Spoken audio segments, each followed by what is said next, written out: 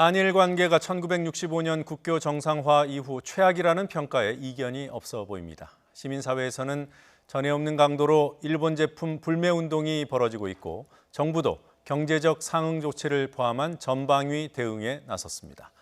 여권에서도 전쟁, 침략 등의 표현을 쓰는데 주저함이 없습니다. 역사는 이 시기를 과연 뭐라고 규정할지 그리고 지금의 대응을 어떻게 평가할지 궁금합니다. 역사학자를 스튜디오로 초대했습니다. 한국학중앙연구원 전우영 교수님 나오셨습니다. 어서 오십시오. 네, 안녕하세요. 안녕하세요. 자, 노 재팬 불매 운동 시작된 지 이제 한 달이 조금 넘었습니다. 이게 보면은 이제 일제 강점기에 있었던 국채 보상 운동 그것과 비교하는 시각도 있던데 국채 보상 운동과는 어떻게 다른가요? 어떻습니까?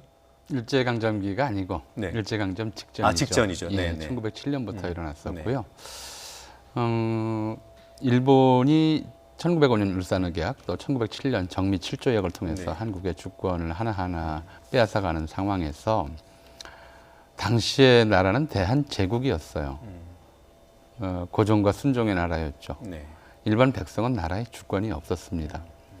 그럼에도 불구하고 나라가 일본에게 빚을 졌기 때문에 그 빚으로 인해서 우리가 주권의 제약을 받는다고 판단해서 일반 백성들이 나라 빚을 나라님 대신 갚자라고 이제 들고 일어났던 운동이 국채보상 운동이거든요. 사실 우리가 국민이라는 단어를 쓰기 시작한 것도 1903년부터나 쓰기 시작합니다. 그 이전에는 국민이 아니라 그냥 신민이고 백성이었죠. 그렇게 이제 국가에 대한 책임감, 자기가 주권자가 아님에도 불구하고 책임감을 가지고 들고 일어났던 운동이라서 이게 이제 그 당시에 농민들이 농촌에서 들고 일어섰던 의병 전쟁에 비유하자면 평화로운 의병 운동이다. 그러니까 자기 나라도 아닌데 그 나라를 지키기 위해서 목숨을 걸었던 의병과 마찬가지로 주권도 없으면서 그 나라를 지키기 위해서 자기 재산을 처분해서 나라 빚을 갚겠다고 일어났던 것이거든요. 그때와 비교하면 지금의 이제 불매 운동이라고 하는 것은 주권자가 자기의 주권자로서의 의사를 표시하는 것이기 때문에 훨씬 더 그때가 더 이제 뭐랄까요 격렬하고 국가 의식이 좀 더 강했다고 할 수는 있겠죠. 근데 다만 굳이 유사점을 찾자면 또 유사점보다 다른 점을 찾는 게 나을 것 같으네요. 누가 주도했는지 알아요. 그런데 대구의 서상돈 등을 비롯한 이제 근대 지식인들이 주도했다라고 하는 것이 국채보상 운동에 대해서는 알려져 있는데 지금의 불매 운동은 누가 처음 시작했는지 알 수가 없죠. 그만큼 주권의식이 모두에게 퍼져 있고 모두가 주인으로서 자발적으로 참여했다는 점에서 유사점과 차이점이 있다고 할 수 있겠습니다. 네, 알겠습니다. 불매운동 초기에 선생님께서는 일본 국적인 연예인들 퇴출하자 이런 움직임에 대해서 우려하는 글을 올리셨어요. 그러니까 불매운동에 대해서 동의하지 않는 건 아니죠. 그렇죠. 이건 뭐 이제 그 국민이 자발적으로 일으킨 시민운동이기 때문에 여기에 동의하고 말고 할 일은 없을 것 같아요. 그러니까 뭐 반대해서 동참하지 않겠다 이런 건 가능하겠지만 동의하느냐 마느냐의 문제는 아니고요. 다만 그렇게 말씀드렸던 이유는 이 운동이 이를테면 일본과 한국 간의 국가 대 국가 또는 민족과 민족의 문제가 아니고 일본 내에서 이제 일본의 전략 목표를 자기들 말로는 정상국가화라고 하고 주변국이 받아들이기에는 과거 군국주의 시대의 일본, 아시아 패권 국가로서의 일본으로 되돌아가려는 그런 움직임에 대해서 그러니까 아시아의 시민으로서 또 직접 일본의 침략을 겪었던 나라의 시민으로서 저항하는 것이기 때문에 목표가 아베 정권의 군국주의화 저지라는 쪽으로 가야 하고 이것은 단지 우리 한국 민족 대 일본 민족의 그 대립이 아니라 한국과 일본의 양심 세력 대 한국과 일본의 이제 군국주의 그 잔재 세력 사이의 이제 대립이다. 이 축을 잊어버려서는 안 되겠다. 그래서 이것이 일본인 또는 일본 문화에 대한 전면적인 배격이 아니고 아베 정권에 대해서 문제를 제기하는 것으로 좀 초점을 좁혔으면 좋겠다. 뭐 그런 취지에서 말씀을 드렸던 거죠. 그런 취지가 조금 더 이제 구체적으로 시청자들께 전해졌으면 좋겠는데요. 최근에 몸빼와 관련된 칼럼 쓰신 게 좀 인상적이었습니다. 뭐 평소 글 좋긴 하지만 몸빼를 사투리 정도로 생각하시는 분들이 많을 것 같아요. 이게 일본에서 유래한 거죠. 군국주의 시대 지금 이제 지금 문제가 되는 것도 징용 문제 아닙니까? 예. 그러니까 자꾸 강제를 이제 굳이 붙이는데 사실은 징자가 들어가는 게 이미 강제란 뜻이에요. 징병, 징발, 징집할 때 징자가 전부 강제로 네. 끌고 간다는 뜻이기 때문에 좀 강조하기 위해서 강제징용이라는 말을 쓰긴 하지만 징용이라는 것이 강제로 노동력을 끌고 간다는 뜻이었거든요. 네. 그만큼 전쟁 상황에서 대다수 일본 남성을 군인으로 끌고 가다 보니까 노동력 부족 현상에 직면했고 그런 상황에서 이제 남성들이 맡던 일을 여성들한테 떠맡겨야 되는 또 네. 비상 상황이 오니까 여성용 노동복으로 일본인들은 국민복이라고 그러죠. 네. 심지어 이게 태평양 전쟁 말기에는 여성이 이 몸빼를 입지 않으면 대중교통 승차 거부, 관공서 출입 금지 같은 조치까지 당할 정도로 강제로 확산시켰던 옷이죠. 근데 전쟁이 끝난 뒤에도 한국은 오히려 일본은 이제 철저하게 그런 이제 전시 군국주의 문화를 메가더사령부가 청산했지만 우리는 예. 곧바로 6.25 전쟁을 겪었기 때문에 그런 전쟁 용품들이 특별한 문제 의식 없이 계속 사용되면서 예. 현재까지도 이제 농촌의 여성 노동복으로 널리 이용되고 있지 않습니까? 뭐 그런 것들이 상당히 많죠. 일단은 그런 역사적 맥락을 아는 것도 중요할 것 같은데요. 그렇게 몸빼처럼 부지불식간에 우리 주변에 스며들어 있는 일본 문화 어떤 게 또 대표적으로 있을까요? 그러니까 이제 유럽 언어들, 유럽과 아시아가 접촉하는 과정에서 일본이 우리보다 한 20년 이상, 30년 정도 먼저 이제 접촉을 시작했고 예. 또 난학이나 포르투갈과의 접촉을 따지면 몇백 년이 먼저 접촉을 시작했고 접촉하면서 가장 문제가 됐던 것은 상대방의 언어를 이해하는 문제였어요. 예. 말이 통하지 않으면 아무것도 이해가 안 되니까요. 그래서 번역의 역사가 일본은 굉장히 깁니다. 그래서 상당히 많은 것들, 뭐 예컨대 뭐 종교라든가 철학이라든가 인문학이라든가 이런 것들 전부 이제 일본인들이 번역한 말이고, 심지어 최근에 그런 이야기도 나오는데 대통령, 장관 이거 전부 일본인들이 만든 말이에요.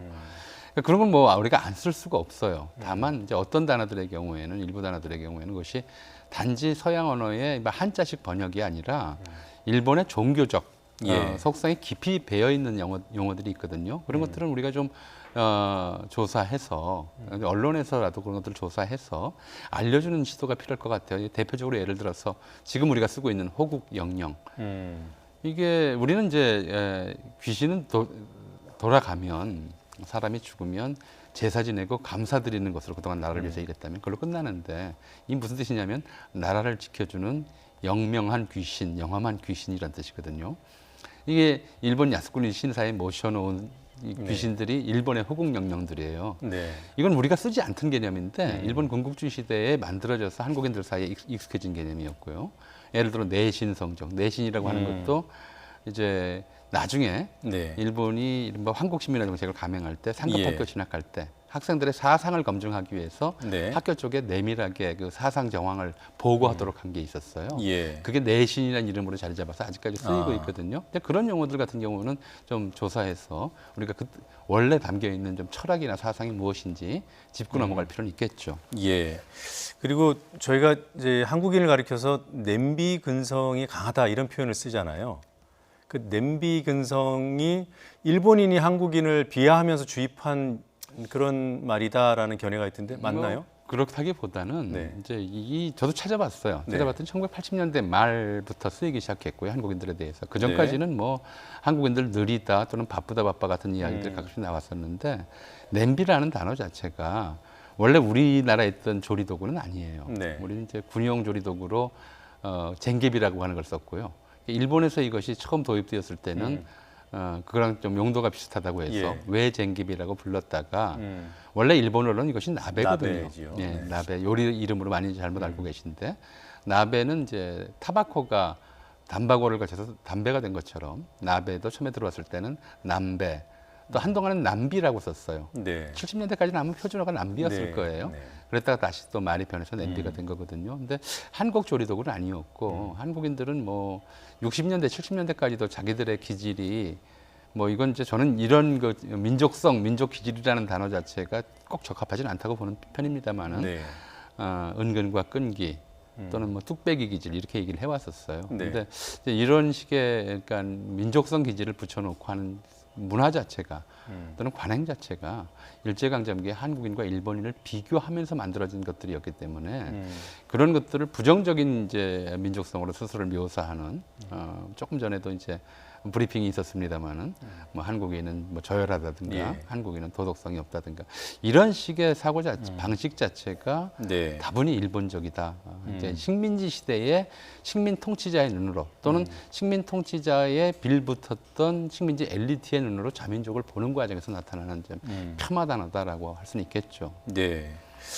그 앞서서 말씀해 주실 때 그 현재의 불매 운동이 일본 문화의 전면적인 거부나 또는 일본인 대 한국인의 어떤 대결 구도로 가는 것을 지양하고 일본 내 그런 군국주의 부활 세력에 이제 목표가 맞춰져야 된다고 하셨는데 어떻습니까? 일본 문화를 존중하는 것과 또 이제 배격해야 되는 어떤 잔재 어떻게 구별할 수 있죠?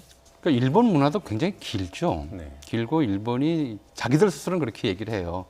20세기, 19세기 초 말기부터 20세기 초반기까지의 짧은 기간을 제외하고는 예. 자기들 말이죠. 우리처럼 외국의 침략을 지속적으로 받았던 그런 쪽에서는 납득하기 좀 어렵지만 공식적으로 대외 침략을 한 적이 없다. 침략을 받은 적도 없다. 가장 평화를 사랑한 민족이다라고 자기가 얘기를 해요.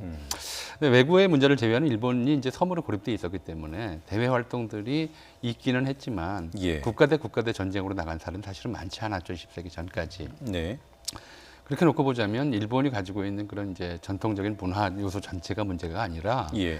19세기 말부터 20세기 중반에 걸쳐서 일본 군국주의가 만들어냈던 문화적 또는 이제 뭐 이민족에 대한 이제 차별관, 네. 자민족 우월주의 이런 것들이 근본적인 문제라고 생각을 하거든요. 그리고 지금 아베를 비롯한 일본 자민당 우파 내에서 추진하고 있는 것도 이제 과거 일본 군국주의 시대의 영광, 그거를 우리 이제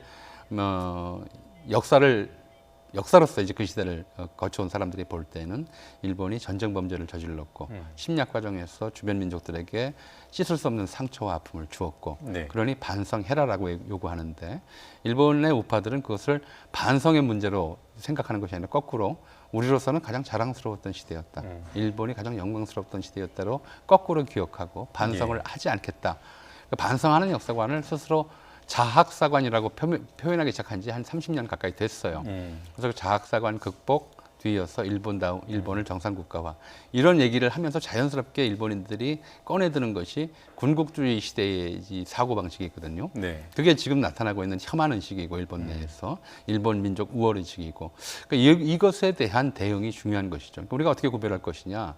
일본의 무슨 뭐 신도라든가 고유 문화가 갖고 있는 문제들까지 무슨 뭐 차별하고 적대시할 이유는 없다고 생각을 해요. 네. 오히려 군국주의 시대 이후 일본이 만들어 놓은 이제 새로운 의식들, 근대적 의식들 중에서 이웃 아시아 각국 국민들을 괴롭혔던 예. 그런 철학들, 그런 사상들을 집중적으로 공격해야 되는데 문제는 그렇게 만들어서 일본인들이 내면화했던 그런 사상, 군국주의 잔재들이 일본인들에게만 있는 것이 아니라 이 일제강점기 일본인들로부터 교육받았던 식민지 엘리트들에게도 굉장히 뿌리 깊게 자리 잡아왔고 예. 그것이 그 식민지 엘리트가 또 교육을 통해서 전승하면서 아직까지도 한국 사회의 엘리트 집단 내에서는 한국인의 눈으로 자국민을 보는 것이 아니라 일본 우파 엘리트의 눈으로 자국민을 보는 시각이 남아 있거든요. 그러니까 이건 일본 내에서 청산을 요구해야 될 군국주의 잔재가 있고 또 한국인들 스스로 우리 내부에서 청산해야 할 군국주의 잔재 역시 있다. 이렇게 보는 것이 맞을 것 같습니다. 예, 기준은 군국주의군요. 네. 자, 끝으로 한 가지 질문만 더 드리겠습니다. 최근 그 한국 내 정치권 야권에서요, 특히 그 정부의 대응을 구한말, 조선말의 쇄국 정책에 이렇게 비유하는 일들이 종종 있습니다. 오늘도 비슷한 얘기가 나왔고요. 척화비를 더 이상 세우지 마라. 비교 가능한 상황인가요? 일단 척화비 내용을 한번 좀 읽어보죠. 죄송합니다. 양이가 침범하는데 네. 싸우지 않는 것은 이제 빌붙는 짓이다. 네. 그때 화는 화친이라고 보통 번역을 하는데 그때 화는 빌붙다고 보는 게 맞을 것 같아요. 그래서 이 빌붙자고 주장하는 것은 곧 매국이다. 네. 양이 침범, 비전직화, 조화, 매국 이 그 12글자였어요. 그렇죠. 12글자였어요. 네. 이거는 보편적으로 일반론으로서는 누가 여기에 반론을 제기할 수 있겠어요. 남이 침범해 들어오는데 거기서 곧바로 항복하자고 하는 것은 매국이다. 이거는 예. 언제나 맞는 얘기예요. 다만 조선 말기 대원군 시대 척화비가 문제가 되는 것은 당시 문명사적 전환기에 세계 정세의 눈이 어두운 상태에서 네. 이제 맞섰다. 이걸 가지고 나중에 문제 삼는 거거든요. 그럼 지금 우리가 그 상황이냐? 오히려 이제 자유무역 시대에 경제를 가지고 즉 자유무역 틀을 흔들면서 한국 배척 또는 네. 한국 공격을 하고 있는 일본이 사실은 이 당시에 쇄국 정책을 펴는 것과 비슷하고요. 네. 굳이 보자면 그 다음에 우리가 그만큼 이제 세계 정세에 어둡고 그만큼 절대적인 열세에 있고 이런 상황이 아님에도 불구하고 대원군 시대 척화비를 끄집어내는 것 자체가 시대착오적이다라고 네. 얘기할 수 있을 것 같습니다. 예, 일본이 오히려 쇄국하고 있다 이렇게 비판하는 게 오히려 더 합리적이겠네요. 알겠습니다. 말씀 여기까지 듣겠습니다. 고맙습니다. 네, 감사합니다.